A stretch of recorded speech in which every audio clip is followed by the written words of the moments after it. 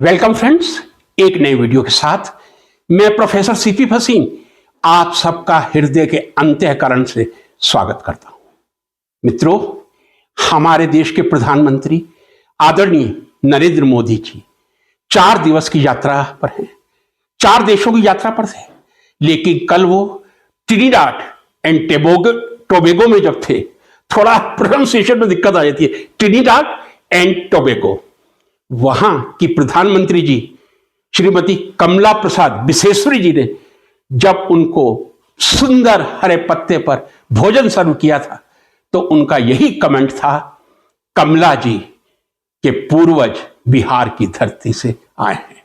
मुझे भी बहुत सुखद अनुभूति हुई थी कि हिंदू धर्म कोने कोने में फैला हुआ है।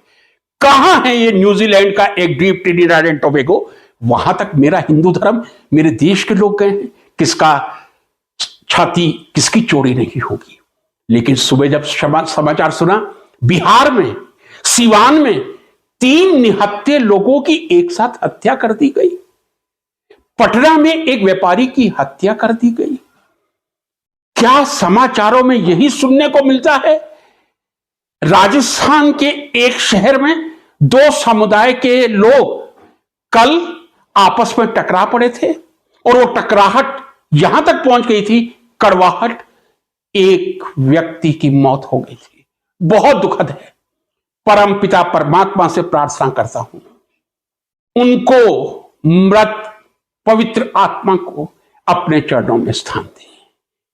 आज फिर एक शिक्षक की भूमिका में ही आपके सामने हूं। मित्रों, जब जब श्रावण मास आता है, श्रावण वास्तव में 65 वर्षों से दिख रहा हूं, ये 66वां श्रावण मास होगा। शुरू के 5 याद नहीं होंगे, लेकिन पिछले लगभग 61 वर्ष के सावन मुझे याद है। हर सावन पर हमारे कांवड़िए जाते थे, मां गंगा का पवित्र जल लाते थे और शिवलिंग पर अभिषेक करते थे। इतना रश होता था कि 15 दिन तक किसी व्हीकल को निकलने का रास्ता नहीं मिलता था। ये श्रद्धा है और श्रद्धा पे ही ये दुनिया टिकी हुई है।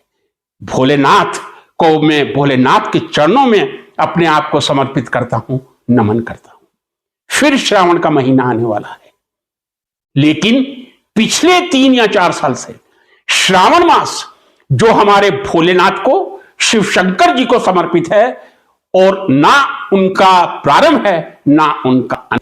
ऐसे आदि और अनंत से मुक्त भोलेनाथ के महा को लेकर यदि कोई टकराव की स्थिति होती है, क्या एक दूसरे का नाम और आधार कार्ड बिना किसी वैधता के पूछा जाता है? ढाबे के नाम पर हम व्यक्ति के कपड़े उतरवाने पर उतारू हो जाते हैं। मुझे बता दीजिए, 4 वेद मैंने भी थोड़े बहुत पढ़े हैं, रामायण पढ़ी है, गीता पढ़ी है, किस जगह पर यह लिखा हुआ है कि श्रावण के पवित्र महीने में जब भोलेनाथ की उपासना के लिए मां गंगा जल को लाया जाए, तब इस प्रकार लोगों के कपड़े उतरवाकर उनके धर्म की पुष्टि की जाए। अब मैं एक वैज्ञानिक बिंदु पर आ रहा हूं, जरा ध्यान से सुनिएगा। मेरे देश की जनसंख्या, कल मैं फिर देख रहा था, 146 करोड़ है। चाइना की 143, इंडिया की 146 करोड़। 2-3 दिन से एआई, अलग अलग एआई पे, chat GPT, Meta, Google, Gemini search कर रहा हूं। मेरे देश की जनसंख्या 146 करोड़ है। मैं 145 करोड़ को ही यहां सर्वेक्षण के रूप में रख रहा हूं। 45 करोड़ में से मैं पूर्ण आत्मविश्वास के साथ कह रहा हूं, 145 करोड़ में से मुस्लिम भाइयों की संख्या 25 करोड़ से अधिक नहीं होगी, 22 या 23 करोड़ ही होगी। मैं मार्जिन रख के 25 करोड़ कह रहा हूं। 145 में से 23, 24 या 25 करोड़ मुस्लिम भाई हैं। और श्रावण में विवाद क्यों उठता है? चूंकि मुसलमानों के ढाबे हैं और वहां पे मांसाहार परोसा जाता है। अब मैं अपने गुजरात के एक संस्मरण से ही अपनी बात की पुष्टि करना चाहूंगा।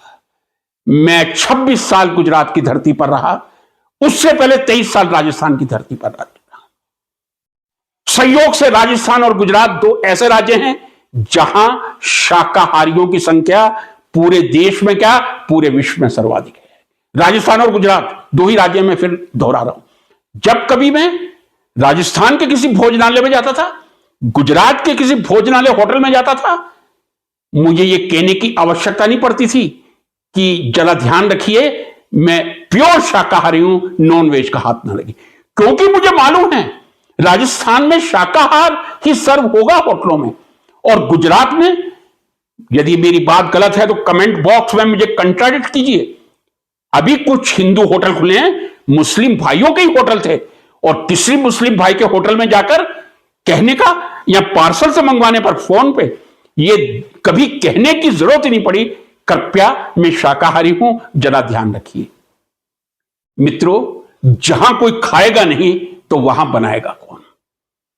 यह मेरा बहुत विचित्र संयोग रहा है। दिल्ली की धरती पर पैदा हुआ था, 12 साल उत्तर प्रदेश की धरती पर रहा था, जहां प्याज लहसुन को भी उस समय 1971 तक मांसाहार का एक रूप समझा जाता था। जब तक हम मथुरा में रहे, प्याज लहसुन का सेवन नहीं हुआ। मांसाहार का और मदिरा का सेवन तो परमात्मा की ऐसी कृपा रही है, अभी तक नहीं हुआ, और परमात्मा से यही हाथ जोड़ के प्रार्थना करता हूं, अंतिम सांस तक इन दो चीजों से जरूर दूर रखें। जहां खाया जाएगा वहीं पूछा जाएगा। जब 145 में से 25 करोड़ मुसलमान हो गए, लगभग 110 या 15 करोड़ हिंदू हैं, उनका भी तो लेखा जोखा करें, क्योंकि ये एआई बड़ी दुष्ट चीज है। ऐसे ऐसे आंकड़े निकाल के दे देता है कि हृदय की धड़कन बढ़ जाती है। हमारे हिंदू धर्म के कितने प्रतिशत मेरे भाई बहन जो परमात्मा को ही समर्पित रहते हैं, वो शुद्ध शाकाहारी हैं? जरा अपने हृदय पे हाथ रख के कह दें और कमेंट बॉक्स में लिख दें। देश की 85% जनता मांसाहारी है, यह मैं दावे के साथ कह रहा हूं। केवल दो ही राज्य हैं, पहले नंबर पर राजस्थान, दूसरे नंबर पर गुजरात, जहां मांसाहार का उपयोग सबसे कम और शाकाहार का सबसे ज्यादा है। हिमाचल में लगभग 60% जनता मांसाहार का सेवन करती है, और जब जब मैं होटल में जाता हूं, मुझे यह कहना पड़ता है कि कृपया मैं शाकाहारी हूं, जरा ध्यान रखिएगा। कोई कहने में गुनाह नहीं और मुझे परहेज भी नहीं। जो लोग खाते हैं मैं उनके साथ बैठ के टेबल पे भी खाता हूं। यदि 110 करोड़ मांसाहारी हैं, तो एक समुदाय विशेष को ही सावन के महीने में क्यों टारगेट किया जाता है? क्या शिक्षक होने के नाते यह प्रश्न उठाने की मेरी जिम्मेदारी बनती है या नहीं? केरला, दक्षिण में काफी मंदिर हैं, सबसे ज्यादा मंदिर आपको मिलेंगे दक्षिण भारत में मिलेंगे। केरला में मोर देन 95% नॉन वेज खाते हैं, तमिलनाडु में 90%, तेलंगाना 95%, कर्नाटका 85 to 90%, महाराष्ट्र अबाउट 80%, या थोड़ा कम होगा महाराष्ट्र का। जब नॉर्थ ईस्ट पूरी तरह से मांस पर ही निर्भर है, वहां मांसाहारियों की जनसंख्या 99% है। क्या वह सभी मुस्लिम या क्रिश्चियन कम्युनिटी से हैं? क्या नॉर्थ ईस्ट में हिंदू नहीं है? यदि 110 करोड़ हिंदू मांसाहार का सेवन करेगा तो हमें स्वीकार है, लेकिन सावन के महीने में जब एक कावड़िया किसी होटल के आगे से निकलेगा और उसके होटल के नाम पर हम उसकी पहचान करने पर तुल जाते हैं। मुझे इतना बता दीजिए किस वेद में लिखा है? मेरे पास चारों वेद हैं, महाभारत है, गीता है, रामायण है, मैं खोल के देख लूंगा। कृपया मुझे बता दीजिए कौन सा सनातन धर्म का ग्रंथ ये कहता है कि यदि कोई मांसाहार बेच रहा है तो वो पूर्णतः पाप का हकदार है।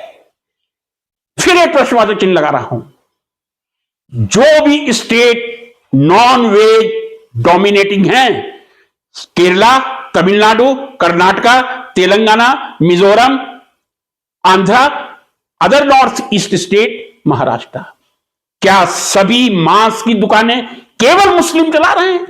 क्या एक भी हिंदू ऐसा नहीं है जो मांसाहार बेच नहीं रहा?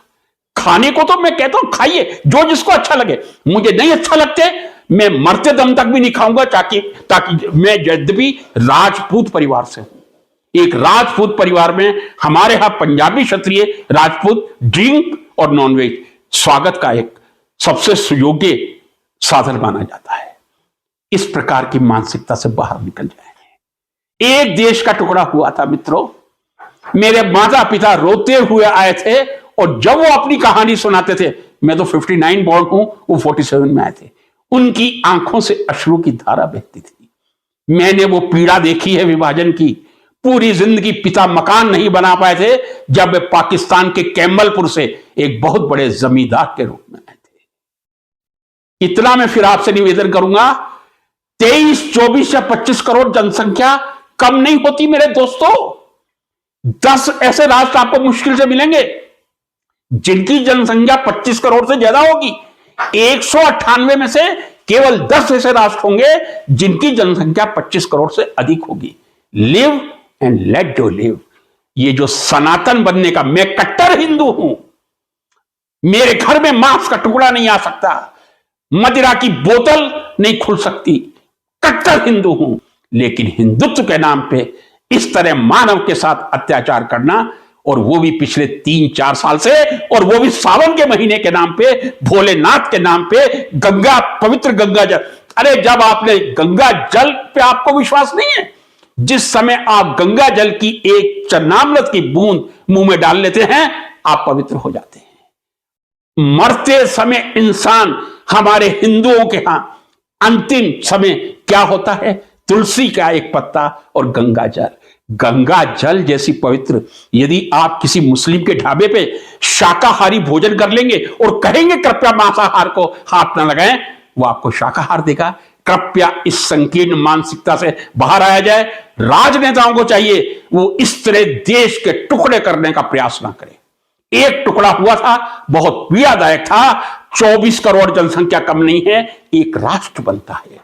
कृपया मेरे भारत को एक रखें, मेरे भारतीयों की संवेदनाओं को समझने की कोशिश करें। इस प्रकार के घृणित कार्यों से दूर रहें और हमारे सभी मुख्यमंत्री जी इतने पवित्र बने कि वो मानवता पर कोई अपवित्रता का छींटा ना आने दें। प्रधानमंत्री जी मानवता पर कोई अपवित्रता का छींटा ना आने दें।